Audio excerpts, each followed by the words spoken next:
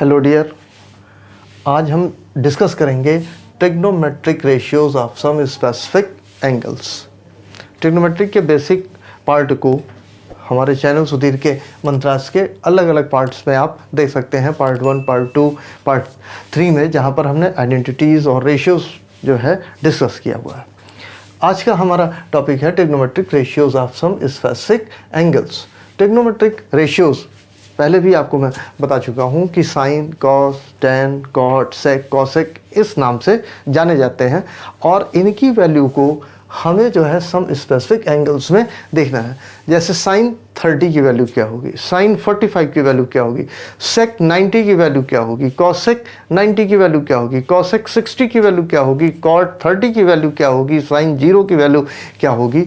तो इनको हमें निकालना भी है, समझना भी है और एक टेबुलर फॉर्मेट में हमें याद भी रखना है। तो सबसे पहले इन दोनों पार्ट्स को अगर हम चेक करते हैं तो हमें ये सबसे पहले देखना होगा ट्रिग्नोमेट्रिक रेशियोज। ट्रिग्नोमेट्रिक रेशियोज में आपका साइन हो गया, कॉस हो गया, टैन हो गया, कॉट हो गया, सेक है और कॉसेक। और जिन एंगल्स की हम आज बात कर रहे हैं, जो कि हमें यहाँ पर देखने हैं, वो हमारे लिए क्या हो जाएंगे, 0 हो जाएंगे, 30 हो जाएंगे और फिर आपका 45 हो जाएगा, फिर 60 हो जाएगा और 90 हो जाएगा। इन्हीं के लिए हम इनकी अलग अलग वैल्यूज़ को डिस्कस करेंगे। तो इसका जो एक डिस्क्रिप्शन है कि कैसे हम जो है राइट एंगल ट्रायंगल लेंगे, उसमें हम एक 30 रखेंगे, दूसरा एंगल जो है वो हमारा 60 होगा और किस रेशियो से उनकी लेंथ और हाइपोटेन्यूज होगी पाइथागोरस से, और हम उसे कैसे सॉल्व कर सकते हैं। इतने डीप में ना जाते हुए मैं आपको सीधे ये बात बता रहा हूँ एग्जामिनेशन के पॉइंट ऑफ व्यू से कि एक हम टेबुलर चार्ट बना लेते हैं और उसके बेसिस पर हम ये देखेंगे कि कैसे इनकी वैल्यू निकल रही है। तो जो आज हमारा टॉपिक है trigonometric ratios of some specific angle, these are the angles and these are the trigonometric ratios. इससे पीछे के पार्ट में बाकी चीज़ें क्लियर किया हुआ है और आप जो है इसे टेबुलर फॉर्मेट में कैसे देखेंगे, इस पॉइंट को मैं यहाँ पर रख रहा हूँ। बहुत ही सिंपल है, बहुत ही इजी है, आपको कुछ भी नहीं करना है। आपको 0 से लेकर के 4 तक के नंबर याद रखने हैं। Very easy manner, 0, 1, 2, 3 and 4। Simple. Divide by 4,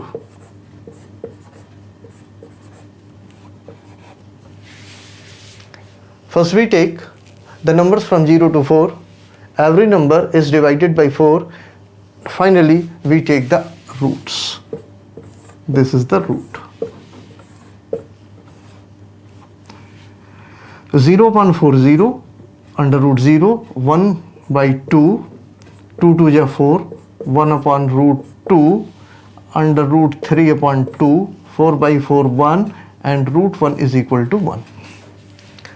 अब हमारे सामने सारी चीज़ें क्लियर हैं। ये जो है हमारे लिए बहुत सिंपल मेथड से आप इसे देख सकते हैं। आप यहाँ पर आ जाइए, 0, यहाँ रखिए 30, यहाँ रखिए 45 एंगल, यहाँ रखिए 60 और यहाँ रखिए 90 और ये हम एक टेबल के फॉर्मेट में इसे फॉर्म कर रहे हैं। आप इसे देखते जाइए।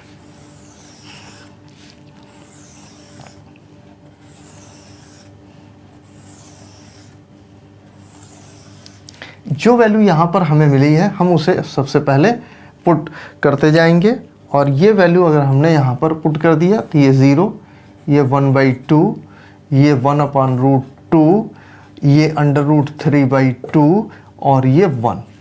ये वैल्यू है साइन की। यानी अगर आपने यहाँ पर लिख दिया sine 0, 0, sine 30 1/2, sine 45 degree 1 upon root 2, sine 60 degree root 3/2, sine 90 degree 1। एक बार दोबारा देखो, 0 से 4 तक की वैल्यूज़ हो गई, सबको 4 से डिवाइड कर दिया और रूट हमने निकाल लिया। जो नंबर्स हमारे सामने आए 0, 30, 45, 60 और 90 हमने रख दिया और यही वैल्यू हमारी साइन की है। अगर हम इसे ट्रायंगल पर सॉल्व करके निकालते हैं, यानी एक एंगल को 30 रखते हैं, उसके लिए बेस और हाइपोटेन्यूज निकालते हैं, तो भी इसी तरीके की वैल्यू हमें मिलेंगी। चूँकि हमें एग्ज़ाम को क्रैक करना है इसलिए हम इसमें सिंपल तरीके से ये मैंने यहाँ पर रख दिया है। अगला याद करने का मेथड है 1 यहाँ पर आ जाएगा, 0 यहाँ पर आ जाएगा, √3/2 की वैल्यू यहाँ पर आ जाएगी, 1/2 की वैल्यू यहाँ पर आ जाएगी। इसे रिप्लेस नहीं करना है, ये 1/√2 ही रहेगा और ये हमारे लिए वैल्यू हो जाएगी किस चीज़ की, कॉस की। 1 यहाँ पर आ गया, 0 यहाँ पर आ गया, √3/2 यहाँ पर आ गया, 1/2 यहाँ पर आ गया, ये अपनी जगह पर है, यानी cos 0 की वैल्यू 1, cos 30 की वैल्यू √3/2, cos 60 की वैल्यू 1/2, cos 90 की वैल्यू जो है वो हमारी 0 हो गई।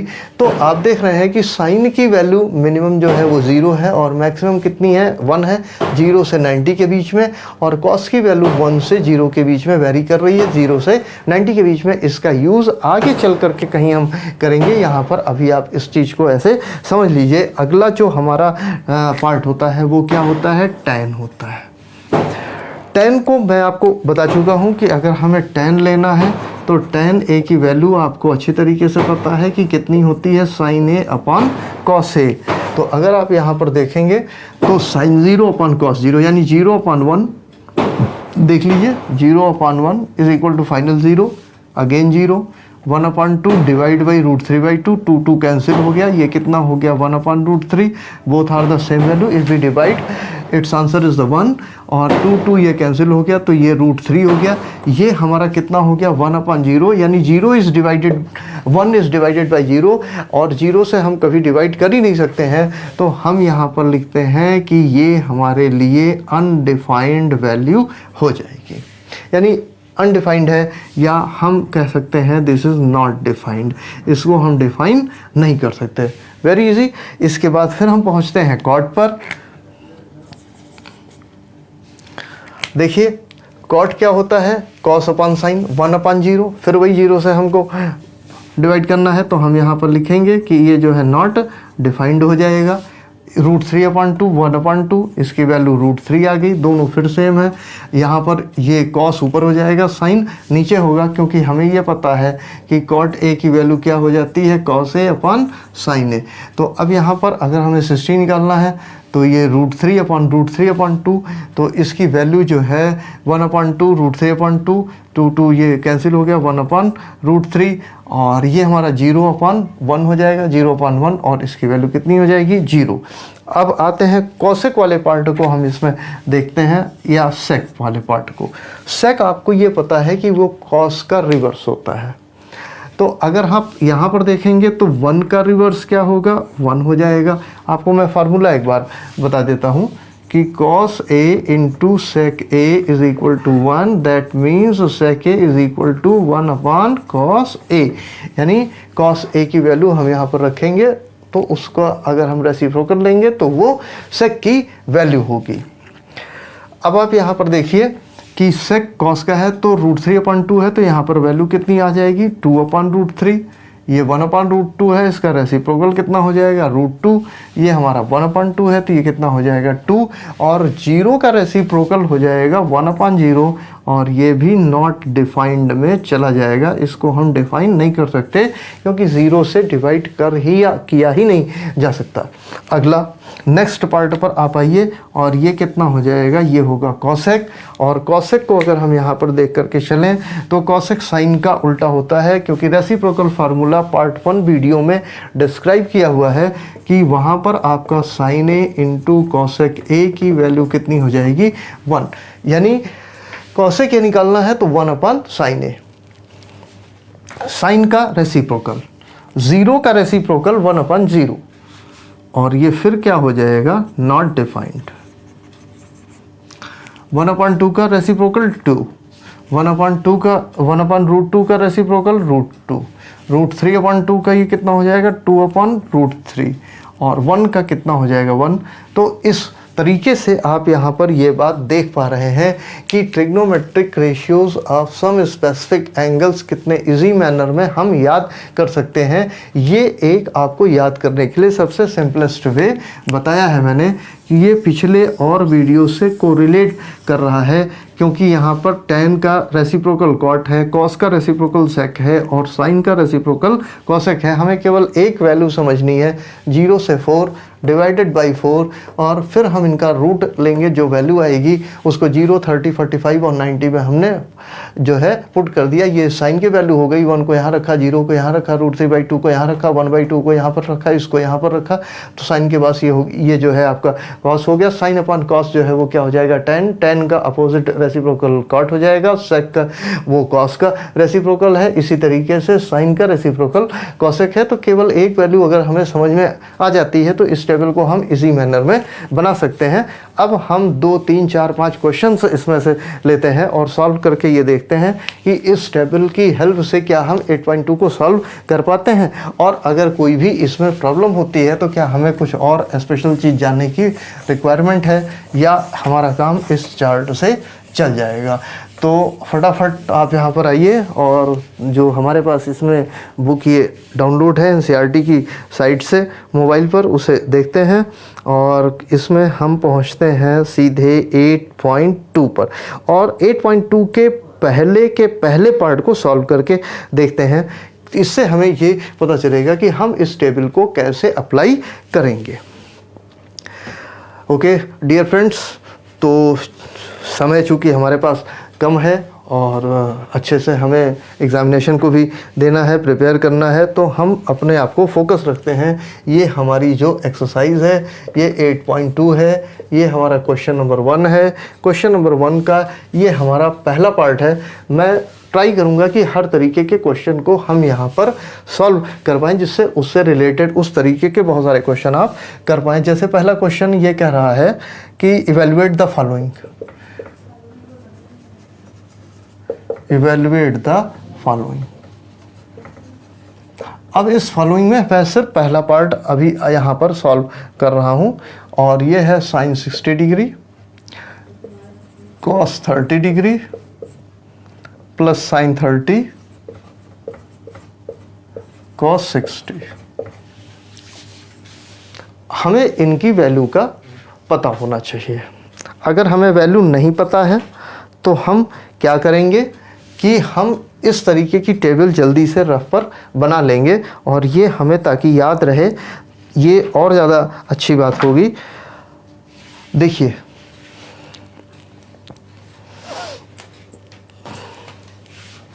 साइन 60 हमने यहाँ पर LHS वाले पार्ट को ले लिया, और ये हो गया हमारा साइन 60 कॉस 30 प्लस साइन 30 और कॉस 60।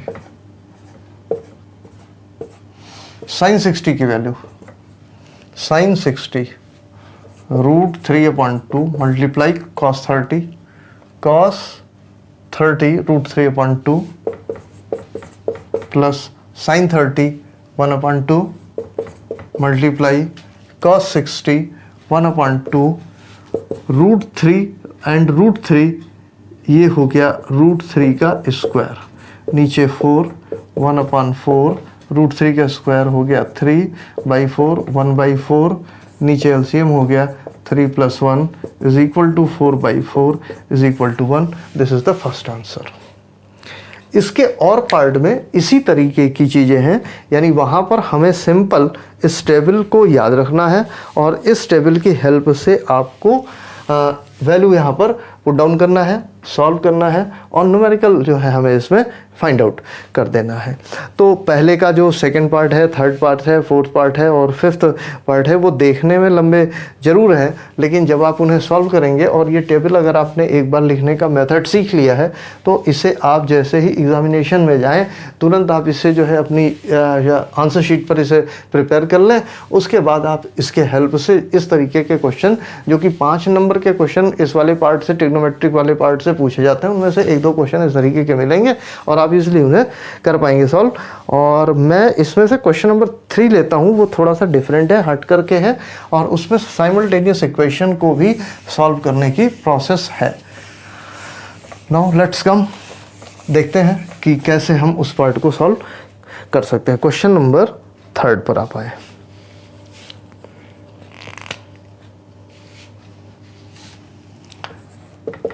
क्वेश्चन नंबर 3 ये कह रहा है इफ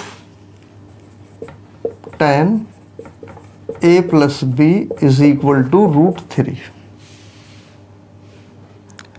और दूसरा दिया हुआ है tan a minus b is equal to 1/√3।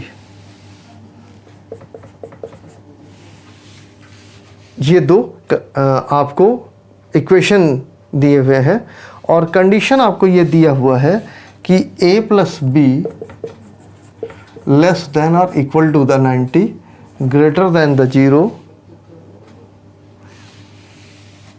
a is greater than b। a plus B की मैक्सिमम वैल्यू 90 है, यानी जो तीसरा एंगल c होगा वो इटसेल्फ 90 होगा, यानी ये राइट एंगल ट्रायंगल के लिए दिया हुआ है। उसमें से भी a आपका बड़ा पार्ट है, b जो है वो छोटा पार्ट है। तो सबसे पहले आप लो इसके आंसर वाले पार्ट पर आओ, ये ले लो tan a plus b is equal to √3 is equal to, आप यहाँ पर देखो कि √3 किस चीज़ का पार्ट है, √3 60 है, यानी ये जो पार्ट हो गया ये हमारे लिए कितना हो गया, tan 60 हो गया। ये हो गया tan a plus b 60, it means a plus b really 60 angle है। अब हम इसके दूसरे वाले पार्ट पर जाते हैं, tan a minus b is equal to 1/√3। 1/√3 आप इस पार्ट में देखो 1/√3 tan की वैल्यू में 30 है, यानी हम यहाँ पर पुट डाउन कर सकते हैं कि इट इज़ द tan 30। ये हो गया tan a माइनस बी, तो यहाँ पर आप लिख सकते हो कि a minus b is equal to 30। इसे हम इक्वेशन फर्स्ट ले लेते हैं, इसे हम इक्वेशन सेकंड ले लेते हैं और हम इसको ऐड करते हैं equation first and equation second को। आप यहाँ पर देखें कि a plus b is equal to 60, a minus b is equal to 30। If you adding b cancelled, 2a is equal to 90 और a आपका कितना आ जाएगा 45। अब आप यहाँ पर देखिए कि a plus b is equal to 60 है, a की वैल्यू 45 हो गई, plus b is equal to 60, यानी b कितना हो गया 60 माइनस 45, यानी इट मीन्स 50।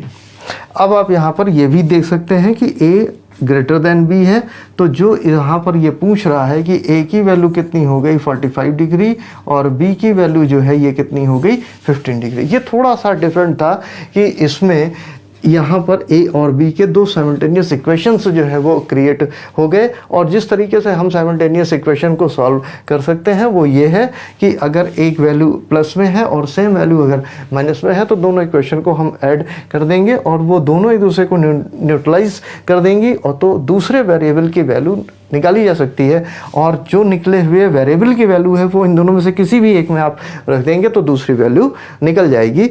इस तरीके से आप इसमें कुछ और क्वेश्चन देखें, या मैं ये देखता हूँ कि नियर अबाउट सेम ही है। हाँ, तो क्वेश्चन 2 और 4 अगर आप इसमें देखेंगे तो उसमें आपको लेफ्ट पार्ट और राइट पार्ट अलग अलग निकाल लेना है। हमें पहले वाले यानी क्वेश्चन नंबर 2 में ये देखना है कि वो लेफ्ट हैंड पार्ट किस चीज़ के इक्वल है, और क्वेश्चन नंबर 4 में हमें ये देखना है कि लेफ्ट हैंड पार्ट और राइट हैंड पार्ट अगर इक्वल है तो जो स्टेटमेंट है वो ट्रू है, अदरवाइज़ वो फॉल्स है। तो ये पूरा इस चीज़ के विषय में मैंने आज आपको डिस्क्राइब किया।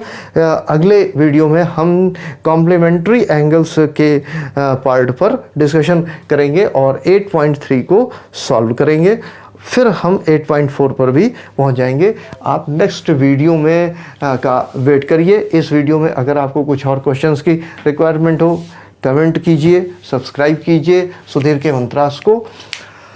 ठीक है दोस्तों, सॉल्व कीजिए, समझिए। Thank you.